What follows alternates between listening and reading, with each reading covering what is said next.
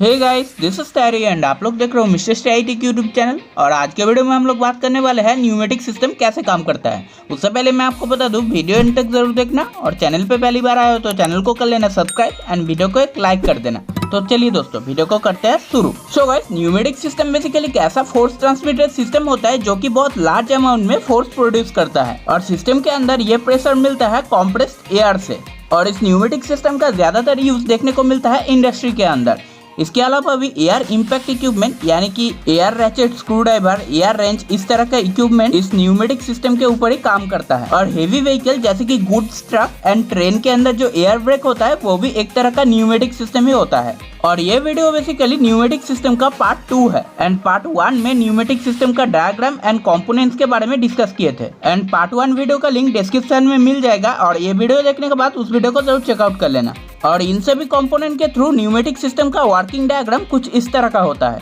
जिसमें कि hydraulic system की तरह पावर आउटपुट के लिए एक एक्चुएटर सिलेंडर होता है एंड इस सिलेंडर के अंदर एक पिस्टन होता है एंड इसी पिस्टन के थ्रू पावर आउटपुट मिलता है। सो गाइस, अभी इस वर्किंग डायग्राम के थ्रू न्यूमेटिक सिस्टम कैसे काम करता है वो देखते हैं, जिसमें कि एयर कंप्रेसर यूनिट के अंदर एयर टैंक में से हाई प्रेशर एयर जाता है प्रेशर रेगुलेटर में and pressure regulator air pressure को मेजर करता है। और एयर का प्रेशर अगर 120 से 130 psi से ज्यादा होता है तो फिर उस extra pressurised air pressure regulating valve के थ्रू बाहर डिस्चार्ज हो जाता है और उसके बाद बाकी का प्रेशराइज्ड एयर जाता है फ्लो कंट्रोल वाल्व के अंदर। और सिस्टम के अंदर अगर flow control valve of condition में रहता है तब हाई प्रेशराइज्ड एयर आगे नहीं जा पाता एंड वाल्व को ऑन करते ही हाई प्रेशराइज्ड एयर वाल्व के थ्रू जाता है वाटर सेपरेटर के अंदर। और इस सिचुएशन में एयर के अंदर अगर मॉइस्चर होता है तो फिर वो मॉइस्चर वाटर सेपरेटर के अंदर एब्जॉर्ब हो जाता है, जिसके बाद ड्राई एयर जाता है एफआरएल यूनिट के अंदर। और एफआरएल यूनिट के प्राइमरी स्टेज में होता है फिल्टर और एयर के अंदर कोई डास्ट पार्टिकल होने पर वो डास्ट पार्टिकल फिल्टर के अंदर फिल्टराइज्ड हो जाता है। एंड उसके बाद आता है सेकेंडरी स्टेज, जिसमें की होता है रेगुलेटर और इस रेगुलेटर का काम होता है एयर फ्लो को कंट्रोल करना। एंड एकदम लास्ट में आता है लुब्रिकेटर, जिसमें की एक लुब्रिकेटिंग ऑयल होता है और यही ऑयल वेंचुरी अरेंजमेंट के थ्रू एटोमाइज होके एयर के साथ मिक्स होके आगे चला जाता है, ताकि direction control valve and actuator cylinder के मूवेबल पार्ट के अंदर लुब्रिकेशन मेंटेन रहे। और उसके बाद हाई प्रेशराइज्ड एयर एफआरएल यूनिट के आउटलेट से निकल के जाता है डायरेक्शन कंट्रोल वाल्व के इंटेक पोर्ट में।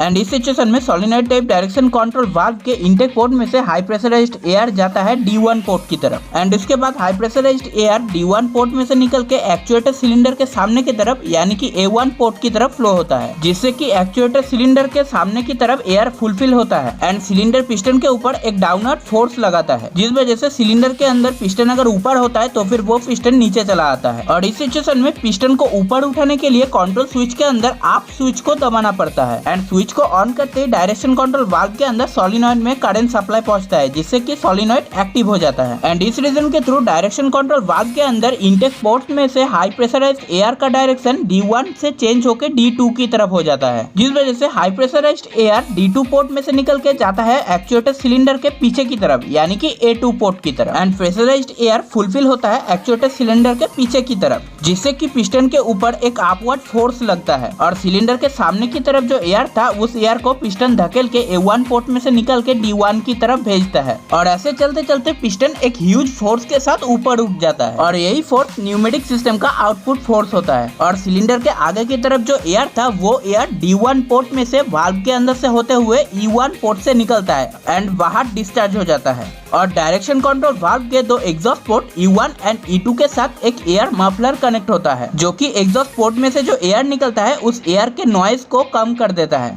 एंड इस टाइम में पिस्टन को वापस नीचे उतारने के लिए कंट्रोल स्विच में डाउन स्विच को दबाना पड़ता है, जिससे कि कंट्रोल स्विच में से reverse supply solenoid type direction control valve के अंदर जाता है, जिस वजह से कंट्रोल वाल्व के अंदर सोलेनॉइड डिसएंगेज हो जाता है एंड इंटेक पोर्ट में से एयर का सप्लाई D2 से D1 की तरफ शिफ्ट हो जाता है, जिस वजह से high pressurised air D1 port में से निकल के A1 पोर्ट की तरफ फ्लो होता है एंड एक्चुएटर सिलेंडर के सामने की तरफ फुलफिल होने लगता है, जो कि पिस्टन के ऊपर एक डाउनवर्ड फोर्स क्रिएट करता है, जिसकी वजह से पिस्टन धीरे धीरे नीचे आने लगता है एंड पिस्टन सिलेंडर के पीछे की तरफ जो एयर था उस एयर को धकेल के A2 पोर्ट में से निकल के D2 की तरफ भेजता है। और ऐसे चलते चलते पिस्टन कम्प्लीटली डाउनवर्ड पोजीशन में आ जाता है एंड सिलेंडर के पीछे की तरफ जो एयर था वो एयर डायरेक्शन कंट्रोल वाल्व के E2 पोर्ट में से निकल के बाहर डिस्चार्ज हो जाता है। एंड इस सिचुएशन में पिस्टन को वापस ऊपर उठाने के लिए कंट्रोल स्विच के अंदर आप स्विच को दबाना पड़ता है, जिससे कि पिस्टन ह्यूज फोर्स के साथ वापस ऊपर उठ जाता है। और इस तरह से एक कंट्रोल स्विच के थ्रू न्यूमेटिक सिस्टम के अंदर एक्चुएटर को कंट्रोल किया जाता है। सो गाइस, ये वीडियो बस इतना ही। वीडियो अगर पसंद आया तो एक लाइक कर देना और चैनल पे पहली बार आए हो तो चैनल को सब्सक्राइब कर लेना।